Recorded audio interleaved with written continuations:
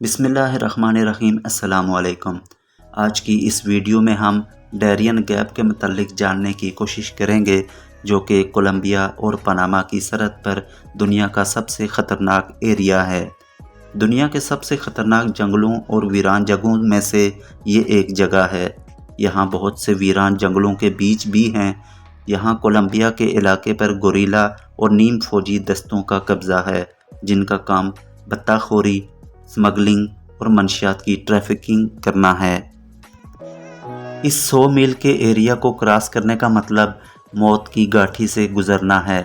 اس area کی وجہ سے آج بھی نارتھ امریکہ اور ساؤتھ امریکہ کسی بھی روڈ یا ریل نیٹ ورک کے ذریعے آپس میں کنیکٹڈ نہیں ہیں۔ 2023 کی ایک رپورٹ کے مطابق ڈیرین گیپ کو عبور کرنے والے واحد گروپوں میں سے ایک 1972 کا برطانوی فوجی اہلکاروں کا ایک گروپ تھا، جنہوں نے رینج روور کلاسک کی گاڑی میں اس ڈیرین گیپ کو عبور کیا۔ یہ علاقہ اتنا خطرناک ہونے کے باوجود بھی کچھ لوگوں کو اس ایریا کو کراس کرنا انتہائی ضروری بھی ہوتا ہے۔ ہر سال ہزاروں نہیں بلکہ لاکھوں لوگ South American countries, specially Colombia, Ecuador اور وینزویلا سے ہوتے ہوئے اس ایریا کو کراس کر کے ایک اچھی زندگی گزارنے کا خواب لے کر سینٹرل اور نارتھ امریکہ جاتے ہیں۔ ایک رپورٹ کے مطابق 2022 میں 2.5 لاکھ لوگوں نے اس ڈیرین گیپ کے تھرو میکسیکو اور پھر یونائٹڈ اسٹیٹس جانے کی کوشش کی، لیکن اس ڈیرین گیپ کو کراس کرنے کی کوشش میں کئی سو لوگ مارے گئے۔ آخر اس 100 میل کے ایریا میں ایسا کیا ہے جس کی وجہ سے اسے دنیا کا خطرناک ایریا تصور کیا جاتا ہے؟ اور اتنی ٹیکنالوجی ہونے کے باوجود آج تک اس ایریا میں سفری سہولیات یعنی کہ روڈ یا ٹرین نیٹ ورک کیوں نہیں بنایا جا سکا؟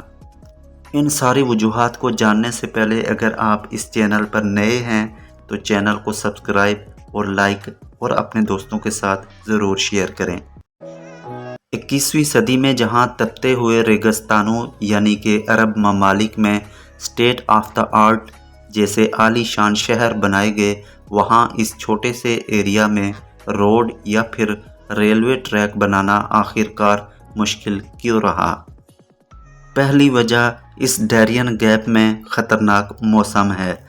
اس ڈیرین گیپ کے ارد گرد نارتھ اور ساؤتھ پر اٹلانٹک اور پیسیفک اوشنز ہیں، جس کی وجہ سے ہیومیڈیٹی کافی ہائی رہتی ہے۔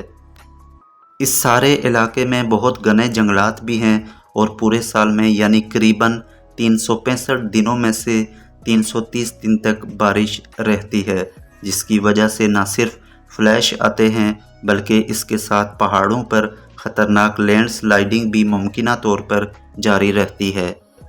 اتنی بارش اور فلڈ کی وجوہات کی بنا پر یہاں پر کوئی بھی تعمیراتی کام کرنا مشکل ہے، کیونکہ کنکریٹ ہو یا سیمنٹ، ان کو سوکھنے کے لیے خشک اور گرم موسم بھی چاہیے ہوتا ہے۔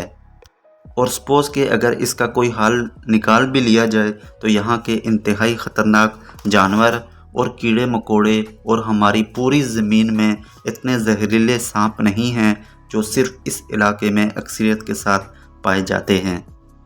اور اس علاقے میں دور دور تک نہ ہی کوئی ہاسپٹل نہ گھر ہے، جس کی وجہ سے اگر یہاں پر کوئی تعمیراتی کام شروع کیا جائے تو ان خطرناک چیزوں کے کاٹے جانے پر فرسٹ ایڈ یا دوسری میڈیکلی سہولیات ورکرز کو دی جا سکیں۔ اس صورتحال میں بچنا ناممکن میں سے ہے۔ اسی لیے یہاں سے گزرنے والے زیادہ تر لوگ ڈینگی، ملیریا، سانپ کے کاٹے جانے کی وجہ سے یا پھر دریا میں ڈوب کر مارے جاتے ہیں۔ ان ساری وجوہات کے باوجود بھی امریکہ اور دوسرے کنٹریز کے لیے یہاں پر سفری سہولیات میسر کرنا پاسبل ہے۔ ہاں، ایکسپینسو ضرور ہو سکتا ہے، مشکل بھی ہو سکتا ہے، لیکن امپاسبل نہیں ہے۔ اصل میں 19ویں صدی میں پاناما کولمبیا کا ہی ایک صوبہ ہوتا تھا، لیکن اس ڈیرین گیپ کی وجہ سے کولمبیا کو پاناما پر کنٹرول رکھنا بے حد مشکل تھا۔ کولمبین گورنمنٹ کے لیے پاناما سے کنیکٹڈ رہنے کا ایک ہی راستہ تھا اور وہ تھا سمندر کے ذریعے۔ इसी डिस्कनेक्शन का फ़ायदा उठाते हुए पनामा ने कोलंबिया से आज़ादी हासिल करने के लिए एक तहरीक का आगाज़ किया और 20वीं सदी में इस तहरीक में एक फ्राइजिंग सुपर पावर ने बहुत ज़्यादा इंटरेस्ट लिया, जिसका नाम था United state of America.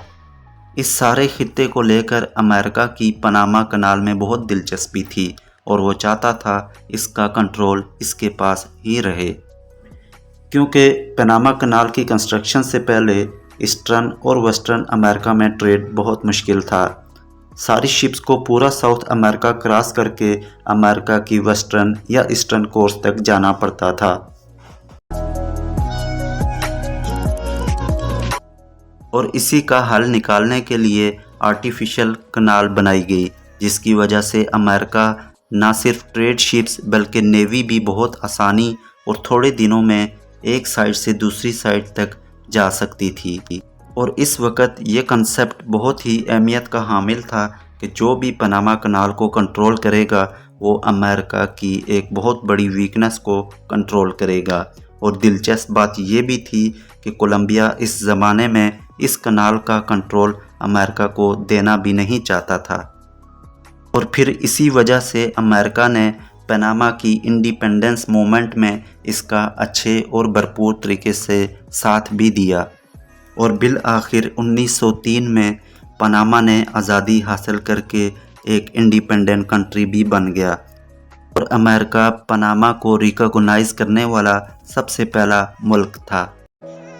Panama की गवर्नमेंट ने बदले में अमेरिका को इस कनाल के आसपास की सारी ज़मीन परमानेंटली लीज पर दे दी, जो कि 1999 तक ये सारा इलाका अमेरिकन गवर्नमेंट के कंट्रोल में रहा। फिर 1999 में इस कनाल का कंट्रोल पनामा को वापस कर लिया गया। मगर आज भी ये पॉइंट अमेरिका और बाकी कंट्रीज़ के लिए बहुत इम्पॉर्टेंट है। आज की तारीख में भी करीबन पूरी दुनिया का 6% सी ट्रेड साउथ अमेरिका और नॉर्थ अमेरिका के इस चोक पॉइंट से ही गुज़रता है। और यही एक कनाल अटलांटिक और पैसिफिक ओशन को आपस में कनेक्ट करती है और हर साल करीबन 13 से 14 हज़ार कार्गो शिप्स इसी रास्ते से गुज़रती हैं। ईस्टर्न एशिया और अमेरिका का ज़्यादातर ट्रेड इसी रास्ते से होता है और इसीलिए इस कनाल को सबसे ज़्यादा अमेरिका और चाइना इस्तेमाल करते हैं। इसी तरह अमेरिका की वेस्टर्न कोस्ट को यूरोप, अमेरिका और मिडल ईस्ट से कनेक्ट करने का यही एक रास्ता है। और अब अगर वापस डैरियन गैप पर आएँ तो ये कोलंबिया और पनामा के दरमियान है। वही कोलंबिया जो पिछले कई सालों से टर्नल वायलेंस और इंस्टेबिलिटी का शिकार रहा है और जहाँ के ड्रग माफिया पूरे साउथ अमेरिका में मशहूर हैं। पूरी दुनिया में सबसे ज़्यादा कोकेन कोलंबिया में बनती है और ये सब यहाँ से सेंट्रल और नॉर्थ अमेरिका स्मगल होती है। लेकिन इस डैरियन गैप की वजह से ये स्मगलिंग करना काफ़ी मुश्किल होता है और इसी वजह से स्मगलर को सी रूट लेना पड़ता है, जहाँ पर पनामा के कोस्ट गार्ड्स अक्सर इन स्मगलर को पकड़ लेते हैं। अब इस सूरत हाल में यहाँ पर अगर रोड या रेलवे ट्रैक बनाया जाता है तो अमेरिका को ये खदशा है कि कहीं कोलंबिया की ड्रग माफिया यहाँ से पनामा में पहुँचकर पनामा कनाल को डैमेज ना कर दें। और फिर सिर्फ यही ही नहीं बल्कि इनको फिर यहाँ से मैक्सिको और अमेरिका तक ड्रग्स पहुँचाना भी बहुत आसान हो जाएगा। इसीलिए यहाँ पर अगर पनामा और कोलंबिया की गवर्नमेंट यहाँ पर कोई रेलवे ट्रैक या फिर रोड बनाने का एग्रीमेंट कर भी लें तो अमेरिका यहाँ पर किसी भी तरह की डेवलपमेंट नहीं होने देगा। और अब हम डैरियन गैप को डेवलप ना करने की आखिरी वजह को बखूबी जानने की कोशिश करते हैं और वो ये है इल्लीगल माइग्रेशन को रोकना। दरअसल लैटिन अमेरिका इकनॉमिकली, पॉलिटिकली और standard of living wise north America से बहुत पीछे है। साउथ अमेरिका के ज़्यादातर कंट्रीज़ करप्शन, वीक गवर्नेंस और पॉलिटिकल इंस्टेबिलिटी का शिकार हैं, जिसकी वजह से लाखों लोग एक अच्छी लाइफ के लिए अपने कंट्रीज़ को छोड़कर कहीं और जाना चाहते हैं। और इन सब लोगों के लिए कुछ ही मील दूर امریکہ سے بہتر کوئی اور آپشن نہیں۔ اب امریکہ پچھلے کچھ سالوں سے اپنی امیگریشن پالیسی بہت سخت کر چکا ہے، جس کے بعد ان لوگوں کے پاس ایک ہی حل رہ جاتا ہے کہ وہ اللیگل طریقے سے امریکہ جا سکیں، لیکن اس کے لیے انہیں اپنی جان خطرے میں ڈال کر اس ڈیرین گیپ سے گزرنا ہوتا ہے۔ ہر سال ہزاروں لوگ اس ڈیرین گیپ کے راستے سینٹرل امریکہ اور پھر میکسیکو کے راستے امریکہ میں انٹر ہوتے ہیں، لیکن اس سارے راستے میں سب سے بڑی رکاوٹ صرف اور صرف یہ ڈیرین گیپ ہے۔ ڈینگی، ملیریا، زہریلے سانپ، لینڈ سلائیڈنگ، فلڈ، ڈاکوں، 10 دن کے اس سفر میں یہاں سے گزرنے والے لوگوں کو فیس کرنا پڑتا ہے۔ اور بدقسمتی کی بات یہ ہے کہ اتنے خطرناک راستے کے باوجود ہر سال اس گیپ کو کراس کرنے والے لوگوں کی تعداد میں مسلسل اضافہ ہوتا جا رہا ہے۔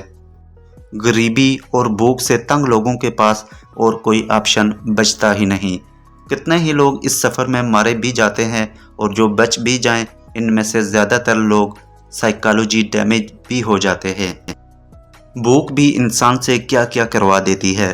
انہی غریب لوگوں کو امریکہ تک پہنچنے سے روکنے کے لیے اس ڈیرین گیپ میں کوئی ریلوے ٹریک یا پھر روڈ نہیں بنایا جاتا، اور شاید کہ آنے والی کئی صدیوں تک ایسا ہی رہے گا۔ ساؤتھ امریکہ اور نارتھ امریکہ میں اتنا فرق کیوں ہے؟ جہاں ایک دنیا کی نمبر 1 اکانومی بھی ہے، وہیں باقی کنٹریز غریبی اور بھوک کی دلدل میں کیوں دسے ہوئے ہیں؟ اس ٹاپک پر پھر کسی ویڈیو میں یہ تفصیل جاننے کی کوشش کریں گے۔ ویڈیو اچھی لگی ہو تو چینل کو ضرور سبسکرائب کر لیں، بیکاز آپ کے لیے یہ شاید چھوٹی سی چیز ہو، لیکن ہمیں اس سے بہت موٹیویشن ملتی ہے۔